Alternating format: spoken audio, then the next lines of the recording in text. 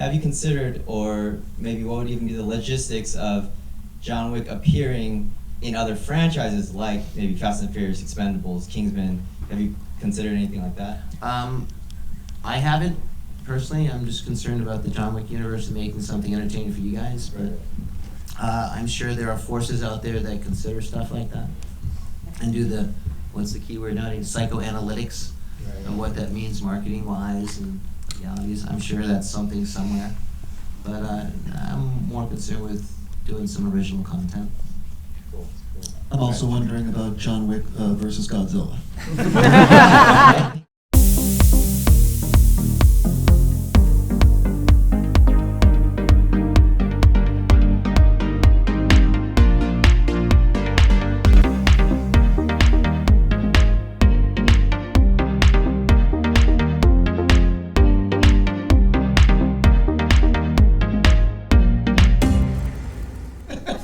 Hey everyone, this is Steve Weintraub with Collider.com, and I am here with director Chad Stahelski for John Wick 3. How are you doing, sir? Good, thanks for having me.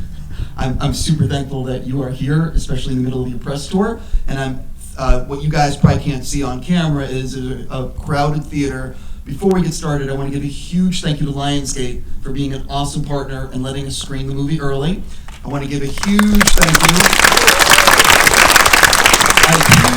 to everyone at IMAX, because IMAX is easily the best way to watch a movie. The format's incredible. You can see John Wick 3 for 1 week in IMAX starting Friday. Let's start immediately with IMAX. Any feelings? Oh, I love IMAX. Only way to go, right, IMAX? But I mean, in all seriousness, it's an incredible format, and if you've never seen it before, this is the movie to start on. And you can see behind us, the screen is massive. Jumping into why I get to talk to you. First, congratulations on the movie. The movie is, I don't want to curse, but it's effing incredible. Well, effing thank you. So jumping backwards, you finish John Wick 2. At what point did the studio say to you, the movie comes out opening weekend, it does well, at what point does Lionsgate call you and say, hey, are you thinking about a third? I think it was probably, maybe 2 days, Monday, Tuesday, maybe by Wednesday, we got calls saying, would you be interested in thinking about number 3? And Keanu and I said, sure, give us a couple weeks to think about it. And we took a couple of weeks and we thought about it, and we said we're gonna need a couple more weeks. We just want to make sure that we could come up with an idea and had some thoughts that were gonna be worthy of the time and the commitment and all your fan thank you-ness. And then, I think, we really love the world, we love the character. I love working with Keanu. And we went back to Lionsgate and said, I think we have a few ideas and we'd like to give it a go. And then we started developing. So at that point, you're thinking, okay, I'm gonna do the third movie. You guys designed such incredible action set pieces. At one point in the development process, is it like that day that you're already thinking about how are we gonna top ourselves? And how, you know what I mean? Like, how does that come together? I don't think we've ever really had the thought of how do we top ourselves. We certainly don't try to go bigger or better. We just try to do. It's like all you guys, you have a good day, you want to have another good day. You want to have a bigger day, but you want to have a better day. So, we have a big notebook and we have a big office with all these ideas on the wall, and some things made it to the first John Wick, some things make it to the second John Wick, and some things end up in the notebook. A lot of it is an open development. Like, we like to joke that we're incredibly back-asswards in the John Wick world.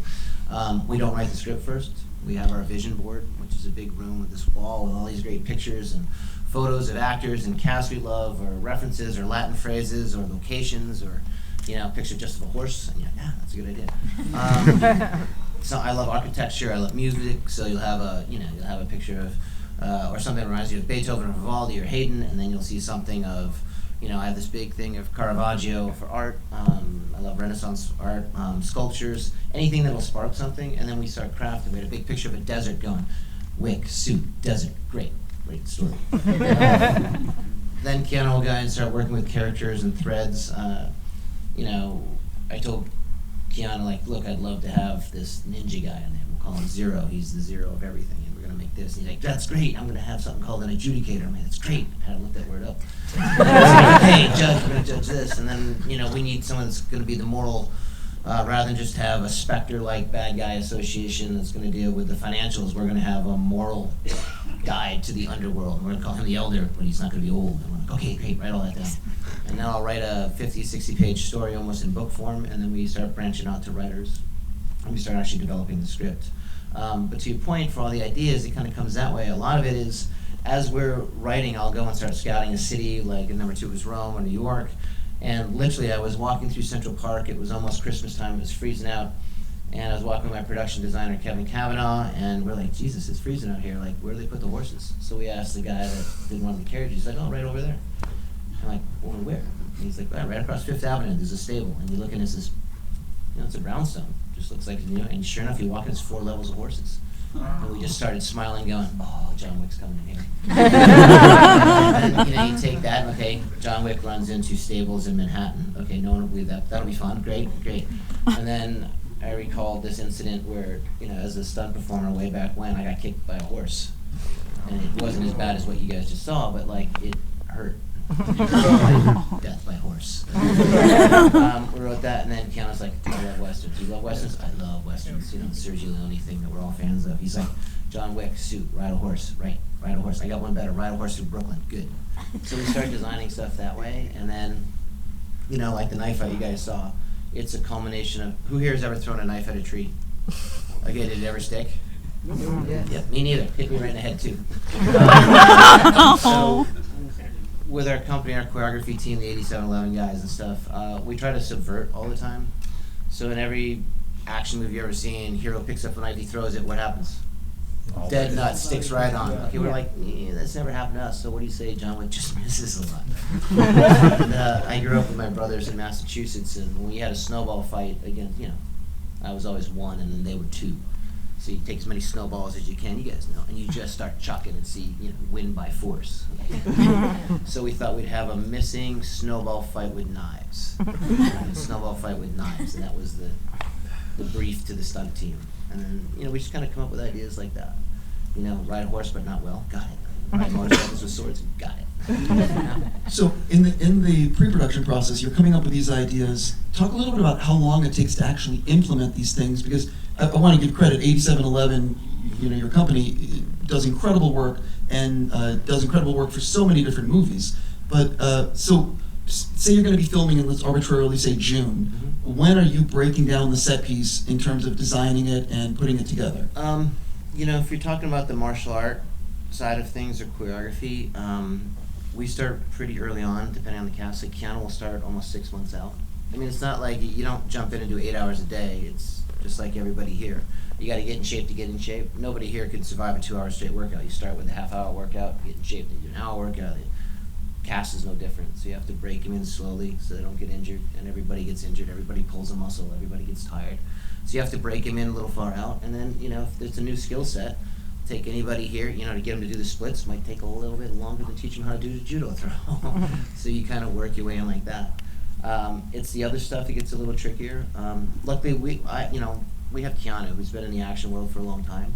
He owns his own motorcycle company. He's been on horses his whole career. He's fired weapons. He's done martial arts. So choreography's a lot tougher than you think. It's not learning martial arts. It's learning to dance.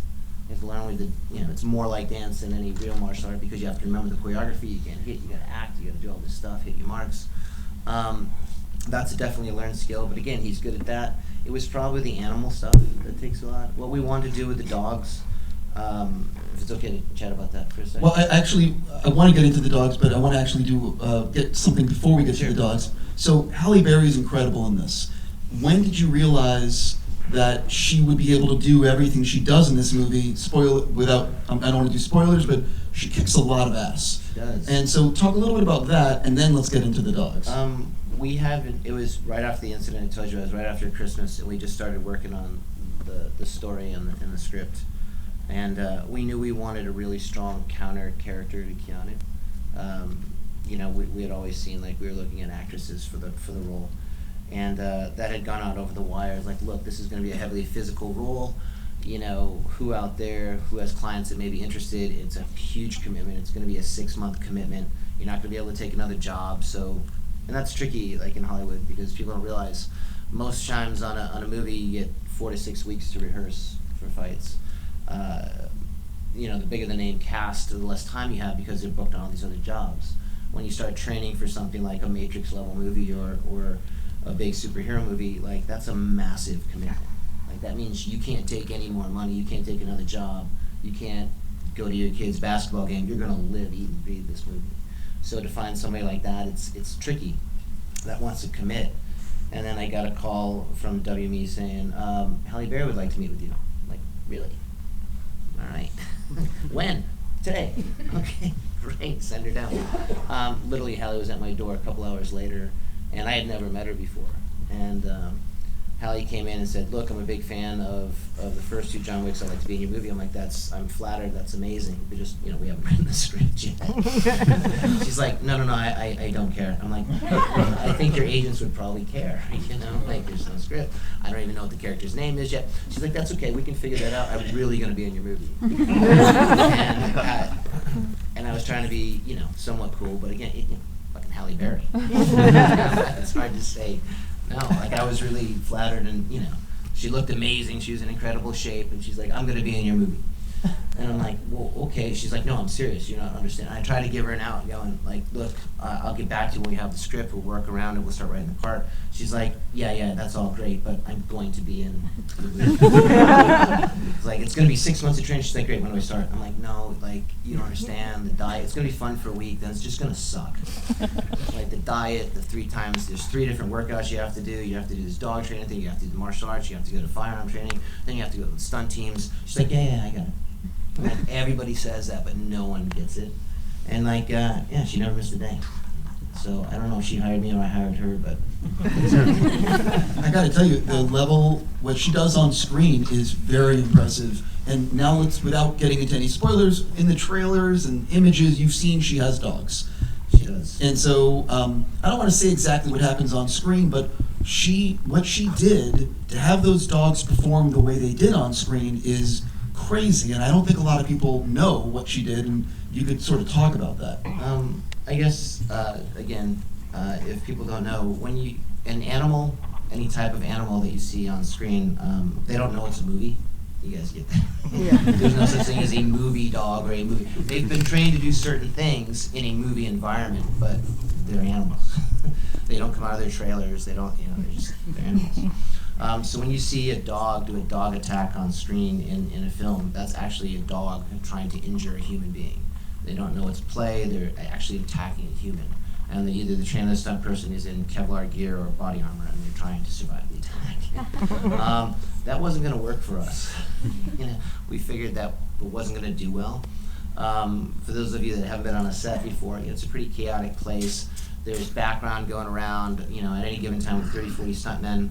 We have multiple animals on set, firearms, lots going on, cameras running everywhere. And most of the time when you see like a dog attack on screen, it's a wider shot or a tight shot. It's one person being attacked by one dog. So we just said, how can we make this the most impossibly hard thing we could do? So we tried to do it the way you've just witnessed on screen. But what it would have to take is, after we talked to Andrew Simpson, he's the guy that does all the wolves on Game of Thrones, probably in my mind the best animal trainer in Hollywood, anywhere in the world right now. He's just like the dog whisperer. But we said, look, I don't want to do that. I don't want to do real tracks. Is there a way to start from scratch and train these animals to actually be part of the stunt team, to actually teach them jiu-jitsu moves and do all this stuff and have them acclimated?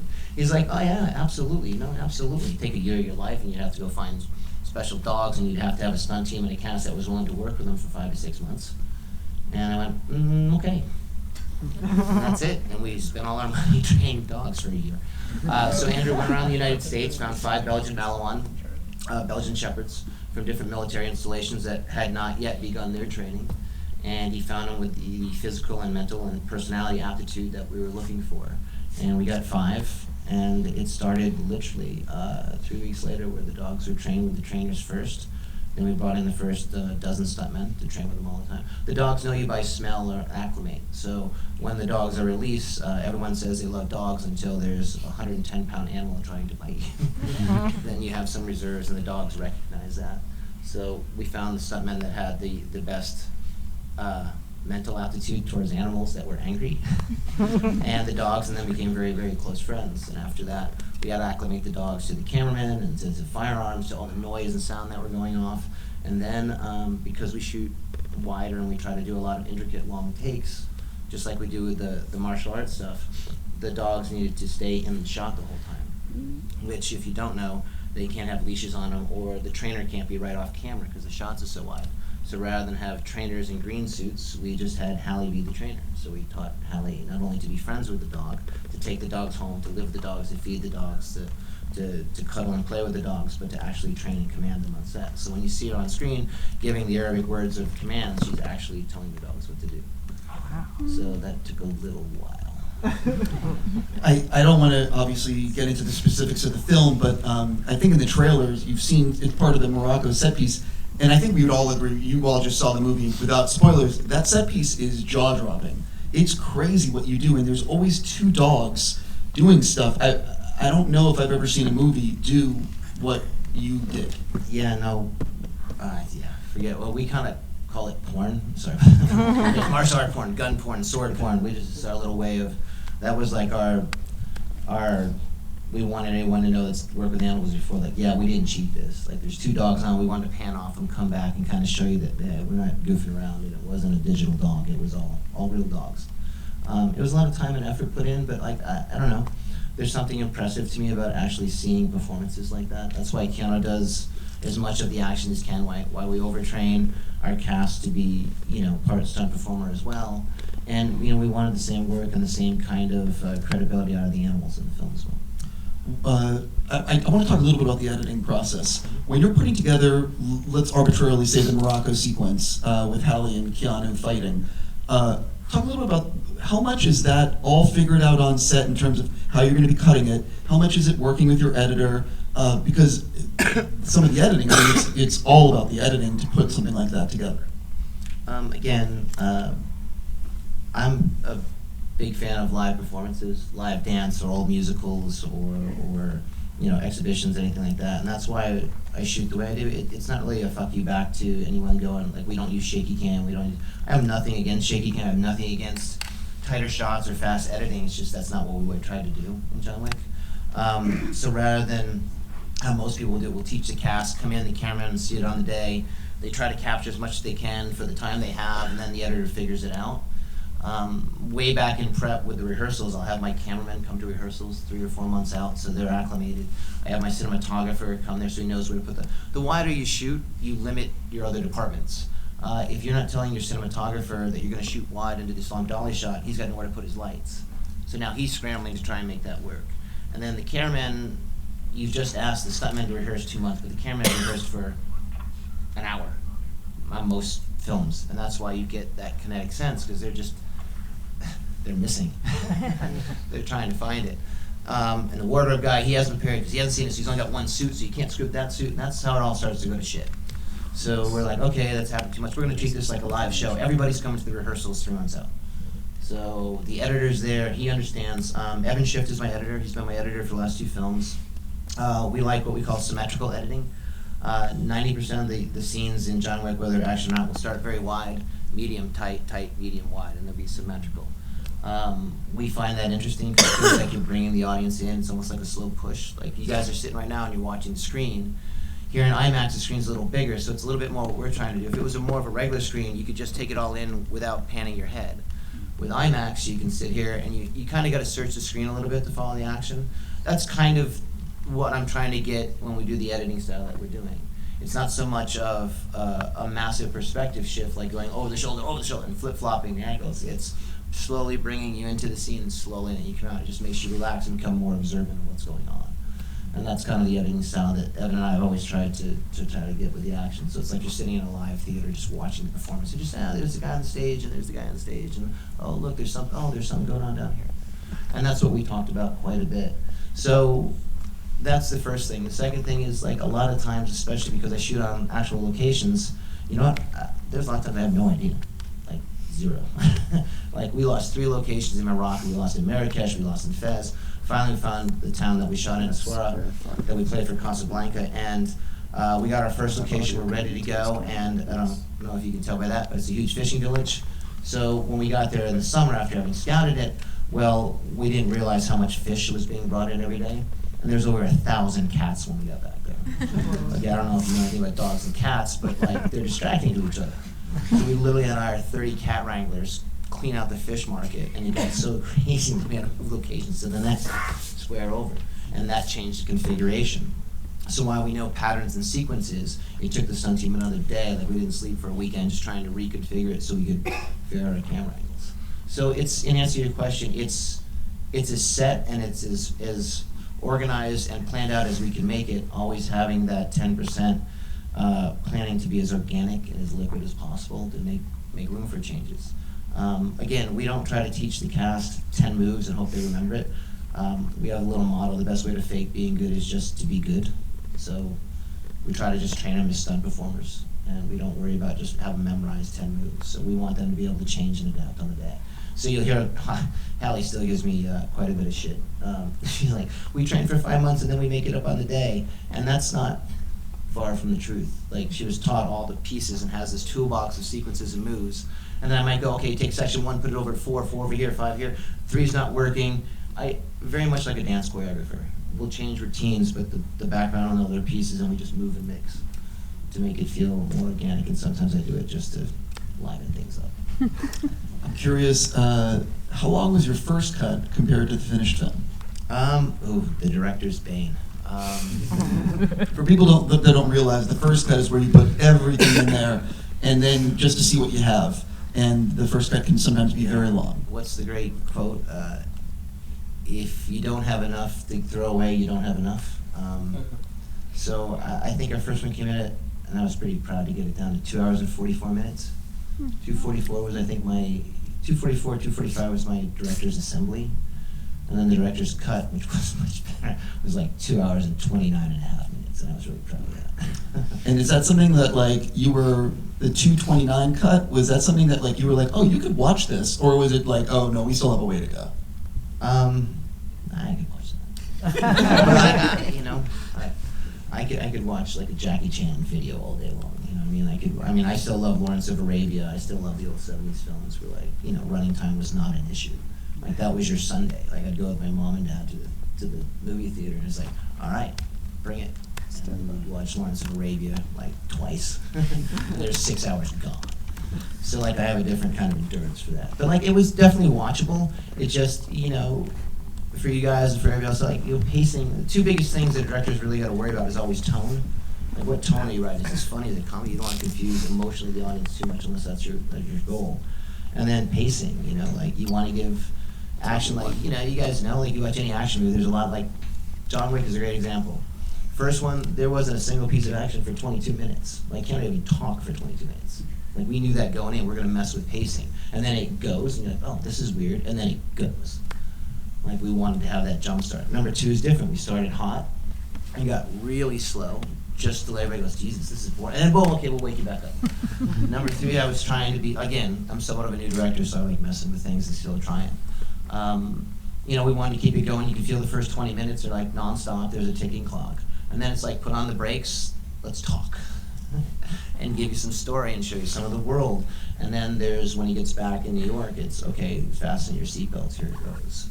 And that's the fun part. I mean, I don't think you can have a really interesting, fast-paced action movie without having what I would not consider slow, but definitely, put the brakes on for a little bit and enjoy the film. I love the experience of sitting in a movie theater and watching. I love a live show. Like, Hamilton had slow parts. It didn't stop me or anybody else from seeing it.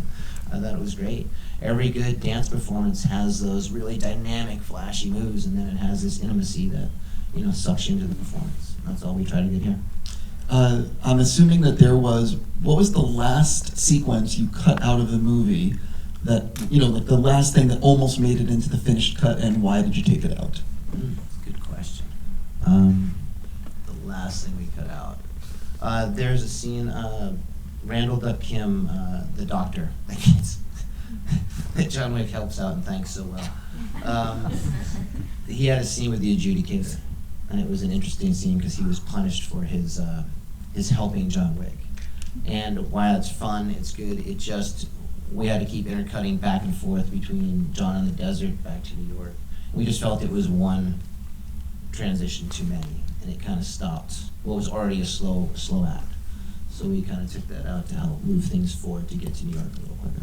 Was that sequence like over a minute, or was it something Yeah, even no, it was shorter? like 90 seconds. Oh, a minute so and a it's- half. It wasn't a lot, but like, you know, when you're watching something, there's a rhythm going. 90 seconds can feel like 10 minutes.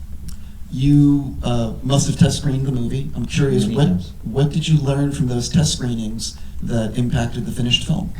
People's tolerance of headshots.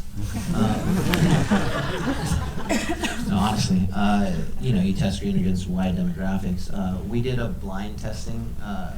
For people that don't know, they purposely screen out people that like action movies or have seen John Wick 1 or 2. So that audience, one, doesn't like action movies and had never seen John Wick 1 or 2.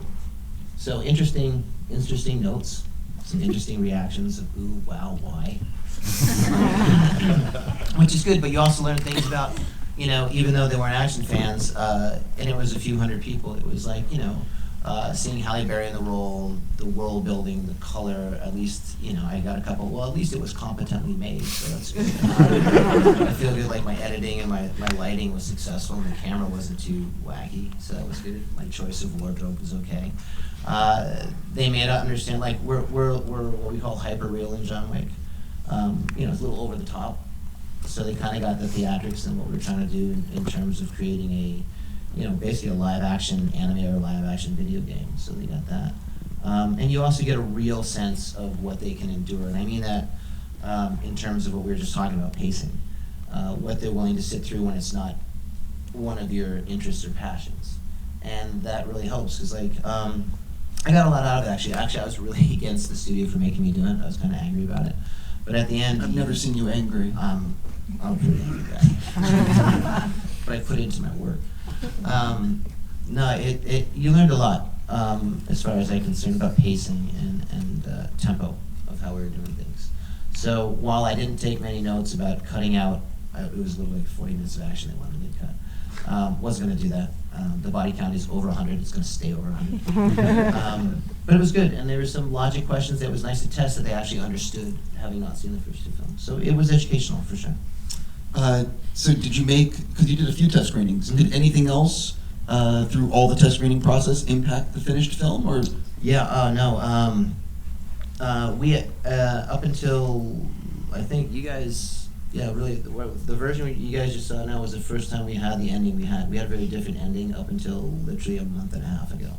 That shot, the final scene. I want to. The final scene with the characters involved was so there's that. I'm trying to protect mine the was movie. mine was a much more abrupt ending, if you can put your heads around that one. It just didn't resonate well. It didn't have the impact I was hoping for. So yeah, you talk about it and you try to come up with a better way of ending the film. That was a big thing, and trying to think what else we had. That was the main thing. It was just really about the ending. Like we knew we had something fairly decent. It's just okay. You want to leave the movie with everyone going, okay, I'm satisfied, but what's next? You know, and there's a million things I could say about the ending and why we end all these chapters like we do, and mostly because it's a chapter. Sure. You and Keanu obviously have a great relationship. While making the third movie, what was the biggest fight you had and why? If you had one. No, we don't really fight. We've known each other for a long time. We've been kicking the shit out of each other for 20 years. Or was there a strong disagreement over something? Because I'm just going to interject and say there's a glass house in this movie. Yeah. And I was very lucky and I got to do a set visit, and I watched Keanu do stunt after stunt after stunt after stunt. It's unbelievable what he's willing to do. Mm-hmm. And I'm just curious, at one point, does he ever just say, okay, enough, I got, you know what I mean? Not in 3 films I haven't seen. And nor I did 3 Matrixes with him. I helped him out when he directed Man in Tai Chi, and I did Constantine with him. And now 3 John Wicks, and I've never seen him not get back up. It's crazy. He's a very impressive man. He's my favorite human to work with on the planet. I mean, I can't say enough good things about him. He's incredible. You know, we'll disagree with motivations sometimes. I don't think it was an argument, but how to do the scene in the tent with the elder and what that was supposed to mean and all that stuff. That was a point of big discussion, and the ending was probably our two biggest discussions. But they were all very constructive and positive. I mean, he is the most non-confrontational. You see me, Charlie. I swear, he's incredibly non-confrontational. He's the most collaborative cast member I've ever worked with. I mean, I sit here as, the title says director, but, co-collaborator and co-creator is definitely Keanu Reeves. Which action set piece in the film gave you nightmares? Oh, horses, man. Horses. They're tricky. No, the horse thing was good, and at the end of the day, I got to put my lead actor on a horse that's going 35 miles an hour down, the elevated train of Brooklyn, and we rehearse and we do things. We put safety lines on. We do a million different things, but shit happens sometimes. You try. It's always nerve-wracking. And Keanu has healthy respect of everything we do, but he just doesn't know how to say no. So sometimes you have to watch that. And the horses just wouldn't. I mean, we were supposed to be getting to make that sequence work the way we wanted, and we only got half the sequence that was planned. We need to be getting 10 to 15 setups a day. Setup is part of the section of the sequence. And on day one, we only have the elevated train in Brooklyn. It's summer, which was even dumber for me to shoot during the summer. So I have 8 hours of darkness, and I think we got one setup by 4 a.m. So day 2, I was already a day behind. So that was pretty bad, and that's because the horses just wouldn't. They didn't want to come out of the trailer that day. It was just, animals have a bad day. When they're done, they're done. And they just weren't responding. So we had to calm them down, take them back to the stables, bring out the second set of horses from LA, and then try it again. And that's when it started working. I believe Darren Prescott was your second unit director. Good friends with him. I believe, if I remember correctly, when you were filming the movie or getting ready to film the movie, there were a few set pieces that he was still trying to figure out. How are we going to film this thing? Was it the horse stuff? Was it the motorcycle stuff? What were the sequences that you guys were, because you've been doing this a very long time, and Darren's been doing it a long time, so for you guys to be struggling means it's holy shit hard. Yeah, when you write character rides horse, does this, 2 motorcycles crash, your head goes, okay, we'll use stunt doubles here, we'll CG his face, we'll do a face replacement here. And then, the more than, arrogant and difficult director says, no, we're not going to use a double, we're not going to use that, we're going to have Keanu Reeves do it. That throws a wrench in the thing. So when I told Darren, no, we're going to do this, let's figure out a way to do it. So the first problem was the horse thing, how do you get Keanu on and do it safely and not kill your lead cast member? They didn't want to do that. That was a little tricky, and him and our stunt coordinator, Scott Rogers, figured out a traveling safety rig that went above Keanu and all the horses, and they still crashed the motorcycles live and did all that stuff. So that was pretty impressive. That they figured out relatively quickly, within the first 2 months. And then with the motorcycle sequence, again, you have a lead actor that can ride a motorcycle better than most stuntmen. And then you close down the longest suspension bridge in the United States, the Verrazano. And then you got to give all the stunt guys swords. And then you got to try not to stab each other as you're going 65 miles an hour. Little tricky. We saw this movie a couple years ago called The Villainous. Have any of you guys seen The Villainous? Yeah. Great film. Hey, what's going on, man? I know this guy. I know this guy forever. You look good, man. I just talked to your brother today. Sorry, tangent. Love the way you killed him. Yep. His brother was the one that got the thing in the head. Yeah. Anyways, when we had to do that sequence, Villainous is a great movie, so we thought, okay, that's great, and we got to talk to the director, I got to talk to the director and some of the people that made it, and we were really impressed by how they did the digital stitching between live action and CGI. And we thought, this is great. John Wick, as you can tell, is an ode to a lot of the favorite action films they did, from Kurosawa to Leone to Bertolucci to Tarkovsky to Jackie Chan, all the way through some of the Bruce Lee films from the second film. So we thought it'd be a good idea to we love 2 great Asian films that are from Asian cinema, The Raid with Gary Evans, we love that. So you can see Chap Chap and again in there. And The Villainous, so we're like, okay, we're gonna do this. And then we started sitting down, we watched The Villainous, oh, that's awesome, you know what, that's great, but we had no idea how they did it. And we tried to break it down, we're like, this is really good, they did a great job. So it took a little while to figure it out, and then how to do it a little bit more live action than even they had tried, and to put our lead actor in it. They did something very cool and sneaky by putting helmets on everybody. so you didn't know who was who, we took the helmet off and said, you're gonna see this guy. And that took a lot more planning than we thought it was gonna take, and about 2 months of rehearsals between the soundstage work and the live action stuff. You co-directed the first John Wick, and you've done the John Wick 2 and 3. What do you think you've learned as a director from the first film to now the third film? You know what I mean? Look, before we did that, Dave and I both had a good solid 10 years of second unit and action directing behind us. And, you're directing big action, you're directing cast, everybody from Will Smith to Brad Pitt to Keanu to Schwarzenegger to Stallone. We had done so much work on the Expendables and some of the superhero things and Marvel movies. We were pretty arrogant, or let's say confident, I guess. That, yeah, we got this, no problem, we're gonna start going in. But the ability to talk to cast and really hold true to that thread of what the character's doing when you're shooting out of order is, it's an amazing skill set that you have to have. You have to track things that you never really had to worry about as just an action guy.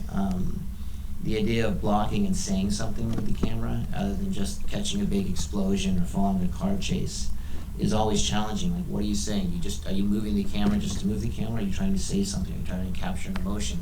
Are you trying to bring something out in the story? We're big silent movie fans, which are amazing. They brought up a lot of stuff without editing or without a lot of talking or exposition, so we just tried to keep that the motif on the first Wick of, we're going to show you, not tell you.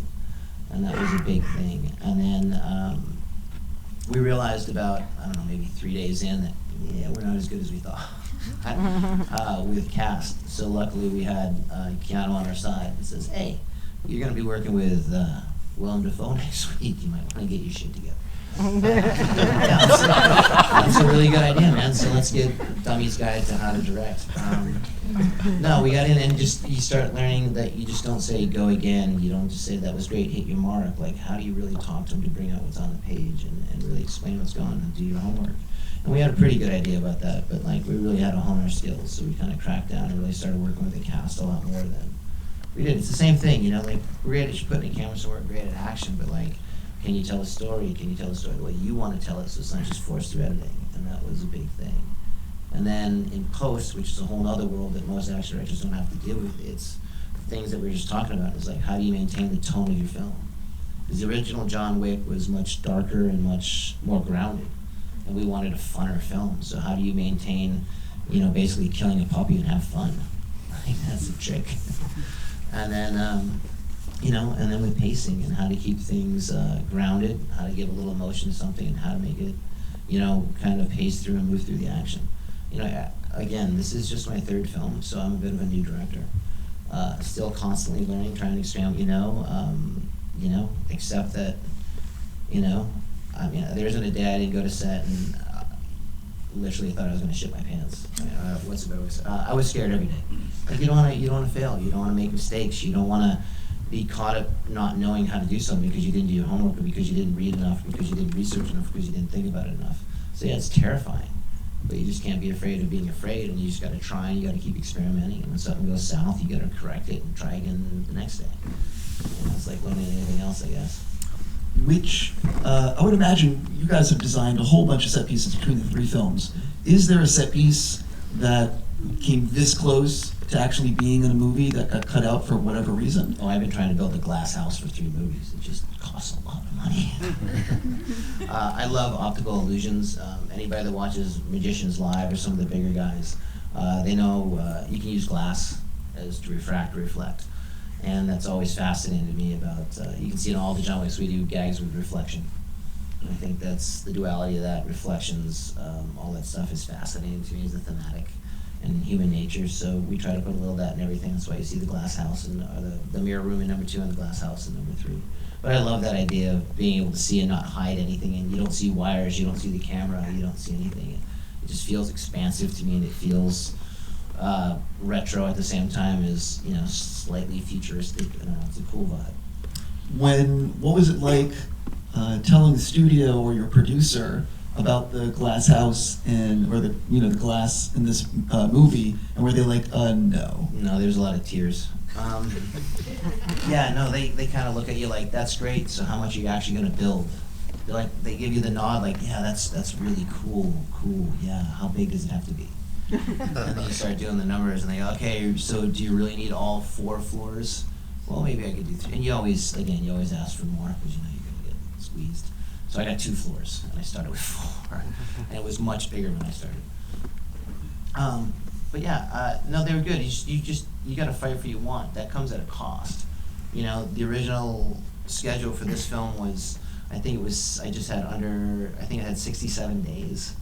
And then you start baseball card trading. You start going, I ended up shooting the whole movie, including Morocco and the additional photography, in 56. So where do those days go? Well, you trade the money of those days to get bigger sets or a cast member or more camera. Like you constantly got to deal with the budgetary restraints, because there are financial limitations to what you're making. So fortunately enough, I had 2 great producers, a unit production manager and a line producer that were very good at helping me manage what I had. And that's how we got the Glass House. I think one of the things that the award season always overlooks is stunt work. And I'm just curious, what do you think it will take to get stunts treated seriously for what they are? Because they're incredible, they make movies. No, I would caveat my answer by, like, I love stunt people. I was one, I came with one. I think I have one of the best stunt teams in the industry for fight choreography and for what our guys do. I think the industry does. It's not like the industry or the academy, for that matter, is against some people getting an award. There's just a small difficulty with it. Meaning, okay, who do you give the award to? I mean, the first answer is always, do you give it to the performer that did the stunt? Do you give it to the choreographer that choreographed the stunt? Do you give it to the stunt coordinator that budgeted and scheduled the stunt? Do you give it to the director that came up with the idea? Do you give it to the editor that cut it? I've seen great stunt work go to shit with bad editing. I've seen a great performance, amazing in person. The cameraman didn't get it right. They shot too tight or too loose. You know, I've seen, I've been in the room with some great directors that, I came up with Wachowskis. I can tell you as a fact, they designed their own action. So, who would you give the award to? Something I never actually thought. With what you're saying right now, you've given me a different I'm all for it, 100% for it. I think the department in itself should be recognized to the Academy. Absolutely. I just don't know what would be the fairest way to do it. What have you seen in the last number of years, or in your career? What stunts have you seen that you're like, holy F? Yeah, there's been some good ones. I like sequences, so I don't look at a particular stunt. I look at a sequence, like what's a great car chase, what's a great fight scene, what's a great, I love Casino Royale. I love the opening of that. I thought the free running of the parkour with that was, the way they shot it and cut it was very exciting. The geek Daniel Craig was great.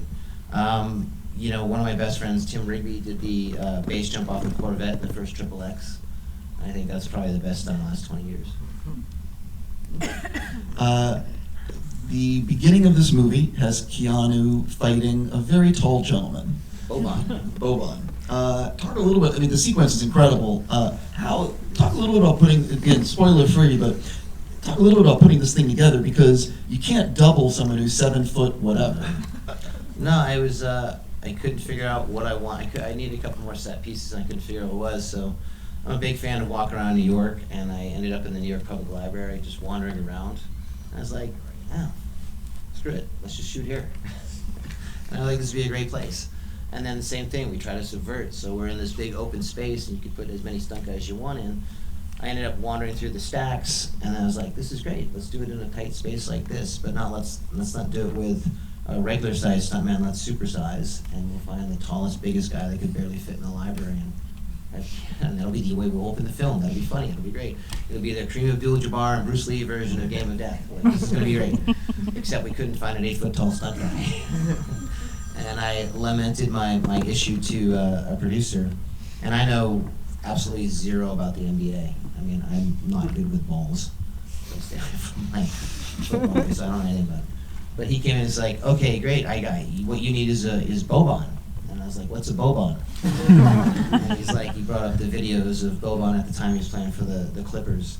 And I was like, this is great. This guy looks amazing. He's great size, and but can he act? Can he do anything? and he had done some commercials over in Europe, and I was like, oh, he's got some charisma, he's got this great thing, and apparently he has the biggest hands in the NBA. So from a choreographer standpoint, I'm like, perfect, the hand, Kareem Abdul-Jabbar, we got this. So Boban flew from LA to New York. We gave him a 2-week stunt test with the stunt team, and he was great. He was great. And then we had him read Dante, which was pretty funny. And no, he did great. He had no problem with it, and the stunt team gave him a thumbs up. We put him in the library, and we had the talk. And I'm like, look, I know you're a professional athlete, but you're 8 feet tall. There's going to be no stunt doubles. It's going to be a 14-hour day. Are you okay? He's like, yep.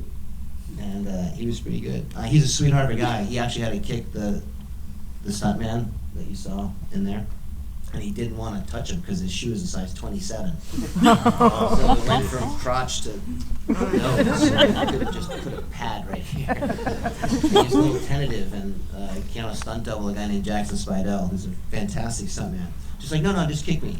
And Boba was kind of looking at him like, have you seen my foot? I'm like, no, maybe you should just, and one, not so good. We had, like, we could do this all day, but it's going to be better if you just kick him. And that's the take that's in the movie. Just once. And we thought he was going to land there, and he kind of landed blue. Even Jackson got up and went, wow. Pretty good. It's a great opening to the film. Thanks. I think most people would enjoy. I'm curious, there's been a lot of talk at the studio and just about expanding the John Wick universe, the Continental. What is the status of other stuff besides the feature films? Right now, they're trying to do a TV show called The Continental. It's based on the John Wick universe, with John Wick, the character, passing in and out. Currently, it's in development. They're trying to get it all right, but they are working on the scripts and the episodes and stuff. It's currently with Stars, which is in Lionsgate and Stars right now. But from what they've sent idea-wise to myself and Keanu, it sounds really, really fun. They've got a really great take on it, and they're currently in developing. This is not about John Wick, but you've talked many times about Highlander, and I'm just curious, where are you at in the development of that? The magic word of development. I love Highlander. I love the original. I love the whole thing about it. You guys like Highlander? Yeah! I figure we did guns, so let's try swords, right? No, I love the theme of immortality. I love the idea of love through time. I love the idea of burdens of immortality, about how the only people you can really trust and bond with are the ones that want to chop your head off. I think that's fascinating. It's something we've been working on now for 2 years. It's something I want to continue to work on. I just think it's a very deep universe there. And I think what happened, and again, I'm just assuming from the original, is once you say there can only be one, and then you get down to one, and then you try to make sequels, that becomes difficult. So we're trying not to back-end ourselves into that and create a proper story that we can build off of. I want to make sure that people in the audience have a chance to ask some questions. I have another thing I want to ask, but does anyone have any questions that they want to ask? So we can probably get like 6 people or so right over there. So if a few people want to go over there, and there we go. We'll see what happens. But real quick, while they're getting in line, what TV show would you love to guest direct? There's 3 I've been really impressed with. Like, I wasn't originally a Game of Thrones fan, but I think there's a couple in there that I was impressed by. If that was still going on, I'd like to take a stab at something like Battle of the Bastards. I thought that was incredibly well done. I swear to you, I just watched 2 episodes of Cobra Kai. Fucking genius. I love Johnny. I think it's so simple and yet so twisted in how they did it. And then I've been watching a lot of Barry. Yeah. I think just in the simplicity and the funny and the darkness of I think Barry would be my choice to answer your question. This, if you were not watching Barry, Bill Hader's Barry on HBO, phenomenal. And the episode that was just on the other night was jaw-dropping. Yeah, big fan. Let's open it up to the audience. Hi.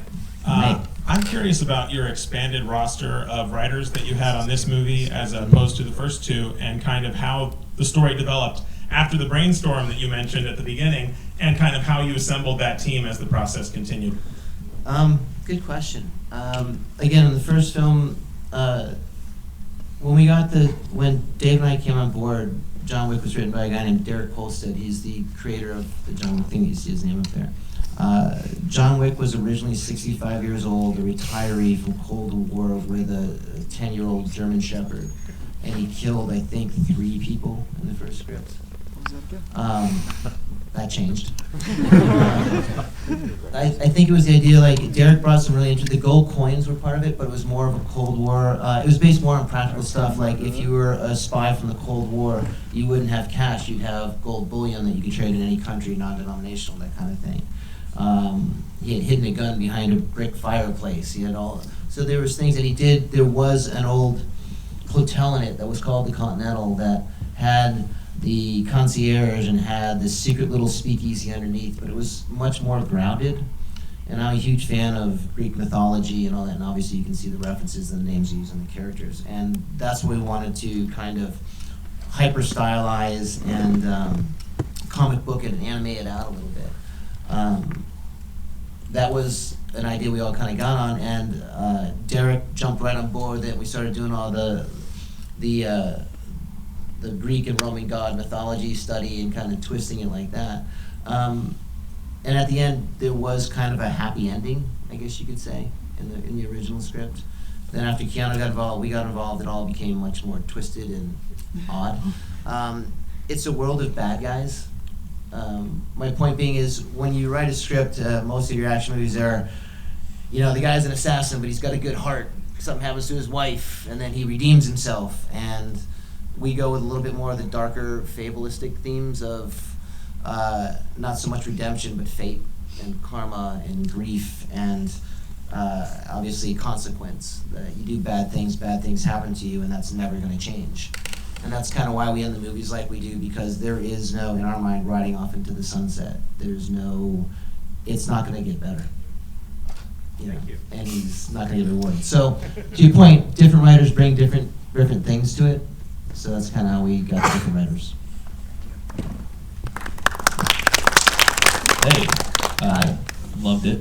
Thanks. Thank you so much. I'm really curious because you have X amount of years, you have so many years of experience with choreography and doing stunt work and all that amazing stuff. And I know you're booked for the next 5+ years or so with all your different projects. But I hope. I don't know. I could be working with you on Monday. I don't know. That being said, are there any musicals you have in mind that you'd like to tackle at all, whether they be reboots or things from Broadway? That's or funny. We did the premiere in New York a couple days ago, and I sat right next to Lin-Manuel. You guys know who that is? Oh, yeah. Hamilton's one of my all-time favorites. I didn't know. I sat next to him, literally sat next to him, and he was cheering louder than anybody else in the theater. So we ended up with a great conversation afterwards. And you guys know who Bob Fosse is? Yes. Right? Winner of the Triple Crown, probably the only man out there that's ever won the Emmy, the Oscar, and the Tony in the same year. I'm a huge fan of Bob Fosse's and his career and what he's done, from all that jazz all the way on to Pippin. I think that's amazing. Anybody that comes to our place and 5 minutes talking to me knows that I love dance choreography, and that's where I steal most of the ideas for martial art choreography. Sooner or later, somebody else will catch on, I'm sure, but for right now, I think we're the only ones that train that way. The answer to your question is yes. I think to be able to express yourself at one of the most base levels of human experience or nature, which is dance, to have that and be able to tell stories, not just that are musical or meant just for the sake of being a musical, but actually tell a story that way, up on a line stage. I think that would be a directorial challenge that I'd like to take. I know it sounds funny coming from the action guy and stuff, but I would love to. I would absolutely love to. If the script was written by someone that was trying to say something more than just let's dance and sing. Yeah. Yeah, it seems like it'd be a great fit. Thanks. Yeah. Hi there. I just wanted to know, as far as the romantic aspects between John and his wife, and we used to see a lot more flashbacks in the first one. Can you see more of that happening towards John Wick 4? Do you think that maybe, his wife could still be alive? Is that even a possibility? Or I think bringing back? I think she's passed away. What about the backstory between? I love Bridget him Monahan too. I think she's a phenomenal actress, but I think she's passed away. Oh. But I know you're saying the romantic interest. I think again, if this was like, say, our good guy, typical action movie, yes, we'd flash back, there'd be new scenes in every movie. I just don't feel like beating the audience over the head with that is really what we're trying to say. It's about grief, and it's a chance to experience grief. I'm sure we've all had a bad day or lost someone or lost something that we care about, and we've all needed time to recover from that. I think, the universe takes and gives as it sees fit, but how we react to it is ours. It's a very private thing. So once you lose something, and if you were robbed of that time to grieve, to express yourself, I think that would be more frustrating than even the act of losing. And I think that's what's important here, and what John's trying to get, and that's his main motivation. So rather than do a flashback or something like that and bring back an image of his wife, I kind of chose to be a little bit more symbolic and go with the ring. So what John does in the Elder's Tent is more symbolic of giving away the last thing he has, or the last part of John versus that, which is the ring. And I think, you guys got it, right? All right, so I don't think you have to beat the audience too much over it. I was in the bathroom for that part, that's why I missed that whole Don't segment. worry, Blu-ray. Left right up in the desert, I had to pee, couldn't hold it. But what about Halle Berry's backstory? Do you think, it seems like she has something going on with John Wick. Are we going to see more of that, or is she done? Is this over? You know what? Those are all good questions. I truly do not know. I like Sophia. I think it's a great character. An overall answer to a lot of the questions you guys may have is, as a director, you come back and, it's funny. I learned from the Wachowskis when they were doing the second Matrix. I was really happy to come back and do it. It was something I was very proud to be part of. And they looked miserable. I was like, what's up? And they were like, curse of the sequel, curse of the sequel. Like, how do you be original the second time over and give everybody what we love, or what we loved about the first Matrix? How do you get that feeling, that nostalgic feeling of, wow, I was really impressed, do it again, and then make it different? Because if you do the exact same thing, it doesn't have the same impact, and you're like, well, they just copied themselves. So not only do I try to do different set pieces, I try to do different storytelling devices. Flashbacks of symbolism, flashback, that kind of thing. And if you're gonna do, any kind of romantic lead or bring back characters, like I love Common from the second movie. I love my cast from the second film. I love John Leguizamo. I love that. It's just, I don't want to be stretching and trying to use some cheap device. Like, you don't think there was people talking about, why don't you just kill another dog? Like, for me, you get one puppy a career. Yeah. So you don't want to keep tugging on that. But also, it's the same thing. I don't want to keep tugging on this thread of wife or grief. Like, you have to create new motivations as you go if you can continue a franchise. And that's, I wouldn't say the struggle, but the challenge. If we were to continue this universe in any way, or number 3 is just, how do I get the same things across to you guys and make it fresh or make it new, or give you something to think about? And that's always I guess that's what we think about most when we're trying to write the story. Okay. And the glass house scene. We have to get to the next person. I'm not trying to be difficult. Just we're running out I'll of time. talk to you in the parking lot. It'd be great. Just wondering, do you think John Wick could have killed Thanos better than the Avengers? Is that a question? I mean, yeah. And was there ever a second name of the chapter other than Parabellum? It's funny. I have a fetish with Latin. I like Latin phrases. I like the etymology of our language and how to say things with words, because I think that's a big thing. Whenever you're writing or trying to get ideas, sometimes the lack of saying something is stronger than saying something. Sometimes the way you say something, or the how you say something, or the what you're trying to say comes across in different ways. And language is our main tool for that. So to understand it, I think, is very important for anybody that wants to get into writing of any kind. It was, let's just say it was a bit of a struggle when you're starting or developing a project to reach an agreement with the people that are handling the financials of it. And at a certain point where I was very frustrated, and I just kept writing Parabellum, CVIZ pack on Parabellum. And it was my little way of saying, yes, I will go to war for what I believe in. And we're like, sounds good. But it's also, I want to differentiate, we call them chapters, so it's not just John Wick 2, John Wick 3.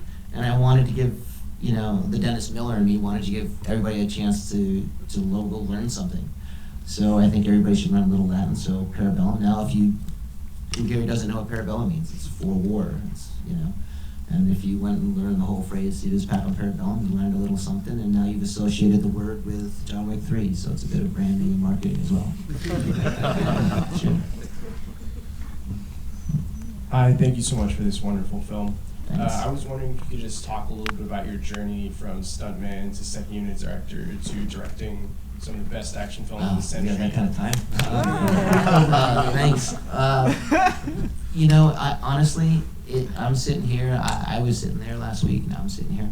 I don't know. It's like anything in your life. You know, I don't think it was really a career choice or anything like that. I grew up in Palmer, Massachusetts, little town. Went to school at USC. I wanted to be a doctor. Fight out.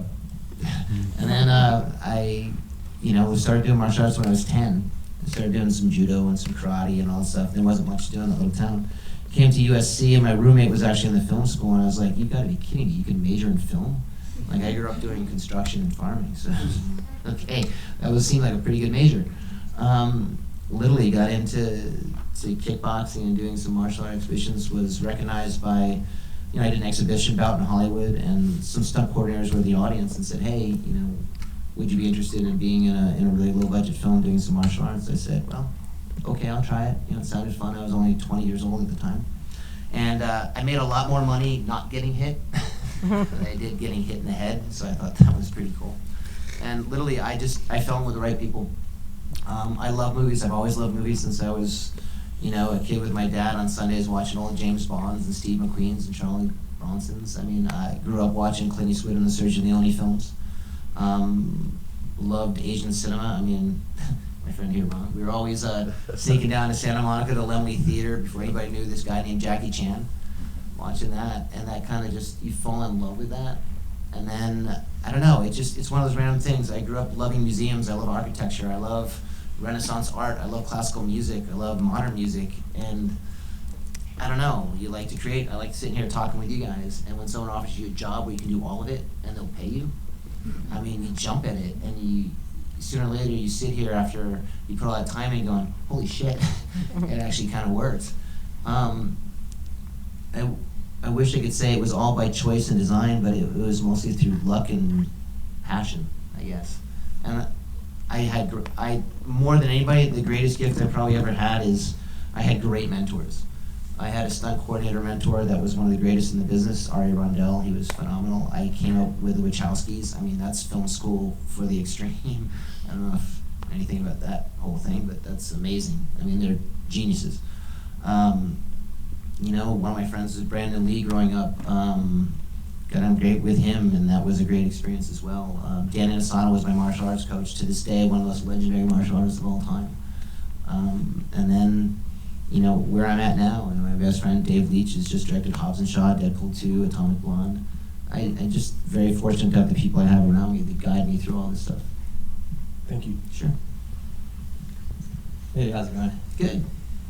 So with that comment earlier just about John Wick and Thanos and all that, how John Wick has kind of crossed over into like the pop culture, and in that sense, it's like it's kind of a joke, or it's funny that he's crossed over talking about like the Marvel universe. But have you considered, or maybe what would even be the logistics of John Wick appearing in other franchises like maybe Fast and Furious, Expendables, Kingsman?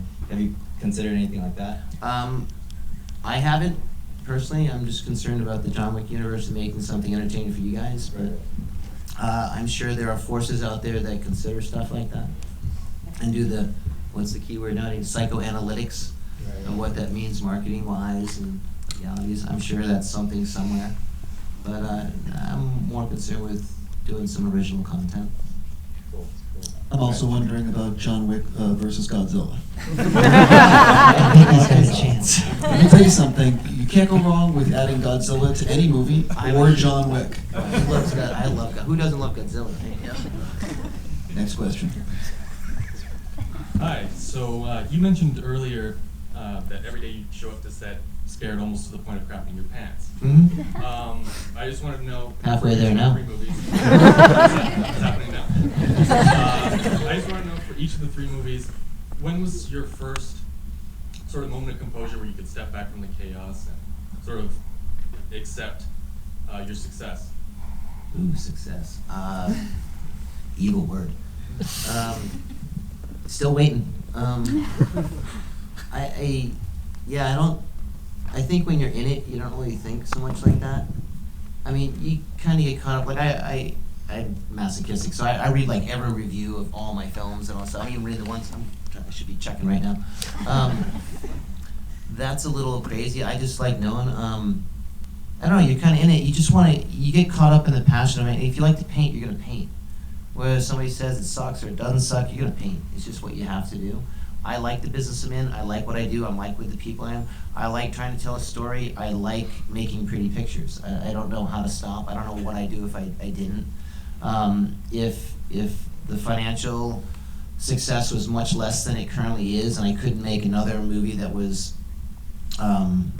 as big budget as what this one was and stuff, I'd make a $5 million movie as best I could. I'd make $1 million movie as best I could. I'd make a movie with my iPhone the best I could. I would find a way. It's just, you know, I love the act of working with my stunt team. I like choreography. I would, you know, still be teaching martial arts or still be working with my stunt team. I'd still be shooting something with some device that I could, you know, so I think that's the important thing. And if, you know, you're doing things that people love, you'll find an audience. I don't think you go look for the audience first. I don't think you go try to calculate how to do it. And if you do manage to get something that people like and you do find a bit of what you term success, I guess you smile, you thank the people that helped get you there, and you try again. That's about all I can do. Thank you. Sure. Hello. So I love John Wick so much in the whole franchise that I got a tattoo on my arm about 2 years ago. Great. Did you spell my name right? It's right before he kills Yusuf Tarazov in the first film. Is there a specific reason why almost everyone has tattoos? I think if you look at the tattoos, especially in number 3 here, and you look at who wears them and what they say, there's enough hints in there between the props that I've used in the director's abode in the theater and the tattoos to kind of give you a little backstory of John. Again, I'm from the show Don't Tell school of showing, so if you really want to know backstory, it's there. You just gotta look for it. But I'm not going to have the scene with the 2 CIA guys with the folder going, John Wick, he served in Nam. And I think that's a cheesy way of telling how badass somebody is. If you can't tell Keanu Reeves is badass by now, I don't know. So if you want to see backstory and stuff like that, I don't think I need to have a scene of Keanu moping on about, you know, when I was this back in when I was 12. And so the tattoos are, those are all very planned. They're made from scratch. Steve Kelly, my makeup and tattoo guy, we put those together with Russian, Latin.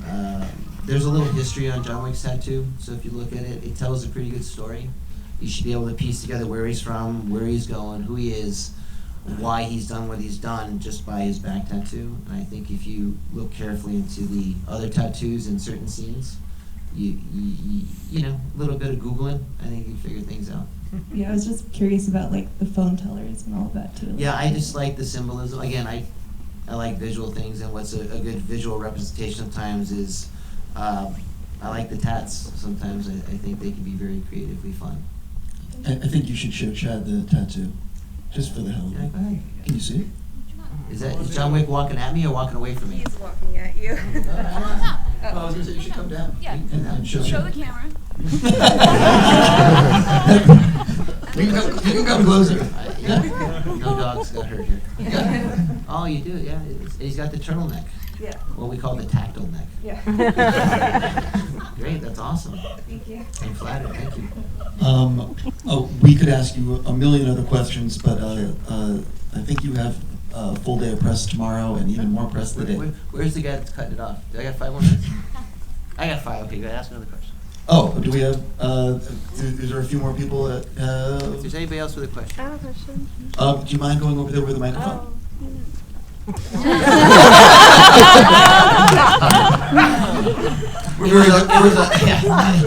was a little bit more work to make it. You can make the future. So I absolutely loved the movie. It was fantastic, and Thank my you. roommate just got me into the whole John Wick verse, and it's amazing. I just finished on a TV show that I worked on, and I was there for 2 years, and I just declined a renewal for my contract for the next year. So I'm kind of nervous. So you're saying you're available? I am, but I just wanted to ask you, do you still get nervous between jobs? How do you tackle that? How do you go through that? Yeah, like I said, I don't. You get to the point where you're not really concerned about what to do next. I don't know. I at least me. There's a lot of things I want to do, so I always kind of pulling together. I never really get nervous. I'm not worried about I'm technically unemployed in 3 days. So I don't really get stressed out by it. I mean, there's so much to do and so many things to research, and again, I could watch musicals all day, or I could research Sergio Leone, or I could just go try to learn another language or take a trip. There's always research to be done to create an original story. If you have passion and something like that, whatever your field is, if you're writing, directing, whatever, there's no way better to practice it than just go do it. So if you're writing, go write. If you're doing something you don't like, well, go find something you like to do, and you better work at it. But yeah, no fear, man. You can't have any fear. Don't let fear stop you. Awesome. Thank you. You bet. Hello, it's me again. Good to see you. So about the glass house scene, how many days of shooting was that? Is 9. anything you have to 9? 9 days from 9 start days. to finish with the acting scenes. And the glass, could you put it back in, or is that one take those glass, the break in? No, there's not enough glue to put it back together. They bring in another, they built. We bring in another ones, yes. We had enough okay. for two. Again, I have a great stunt team. The most we ever had to do, I think, 1 gag twice, but everything else was pretty much one takers. We rehearsed quite a bit, but when you see the long take with the 7 breaks, that's the real deal. That's a group of stunt guys that just know how to do it. Wow.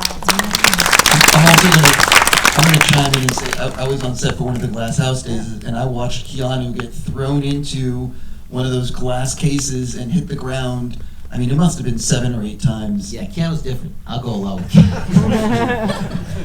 But it was, I couldn't believe what I was watching in terms of him constantly getting pushed against that thing. I was blown away. I am curious though what your question was. Forget about standing up. Do you want to say it?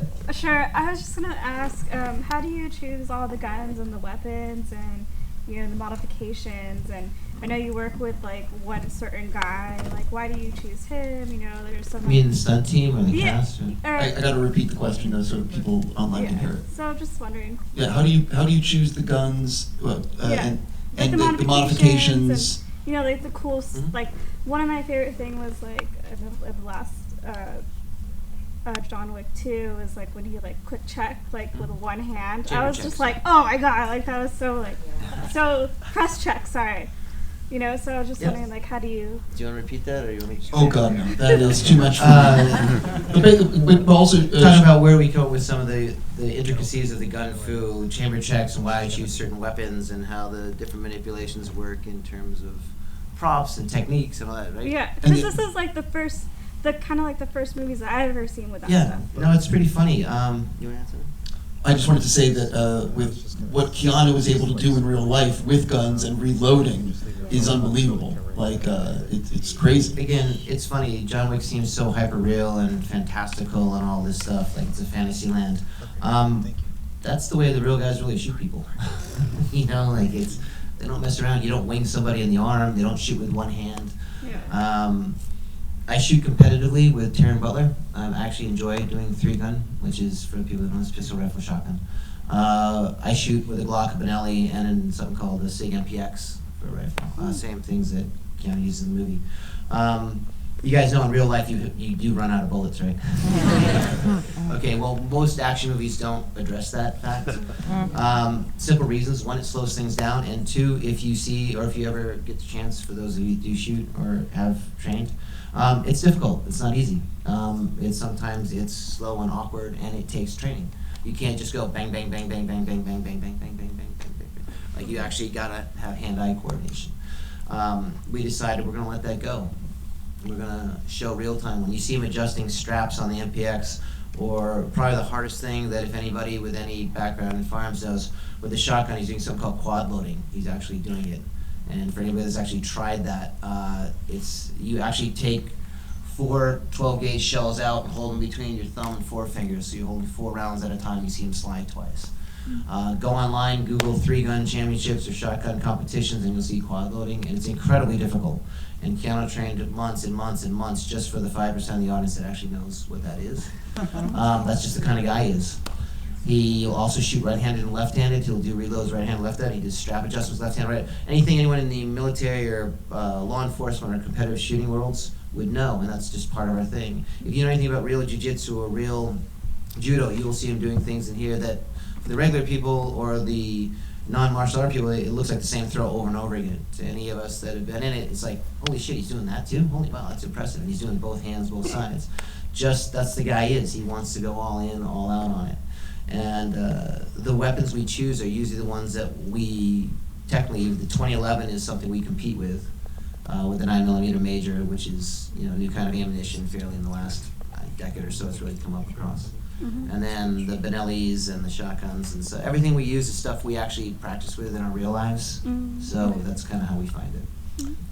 I wanted to do a follow-up, which, by the way, it's, again, crazy what Keanu does and being all real, but there's a sequence, no spoilers, of course, where Keanu was picking out some guns, taking one apart, taking parts from one to the other.